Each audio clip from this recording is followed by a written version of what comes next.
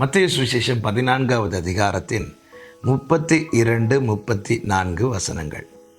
அவர்கள் படவில் ஏறின உடனே காற்று அமர்ந்தது. பின்பு அவர்கள் கடலை கடந்து கெனேசரேத்து நாட்டில் சேர்ந்தார்கள். கர்த்தருடைய பரிசுத்த நாமம் மகிமைப்படுவதாக. சீஷர்களை அக்கறைக்கு போகும்படி இயேசு கிறிஸ்து துரிதப்படுத்துகிறார். 12 சீஷர்களும் படவில் ஏறி பயணித்து கொண்டிருக்கிறார்கள். நடுக்கடலில் வரும்போது காற்று எதிராய் வீச ஆரம்பிக்கிறது. கடல் கொந்தளிக்க ஆரம்பிக்கிறது. இதனாலே படகு அலைவுபட தொடங்கினது. முன்னாக போக முடியாமல் மிகவும் தத்தளித்து கொண்டிருக்கிற தருணம்.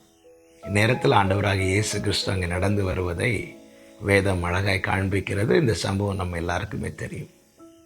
நீரே ஆனால் என்னை உம்மிடத்தில் வர கட்டளையிடும் என்று பேதுரு கேட்க இயேசு கிறிஸ்து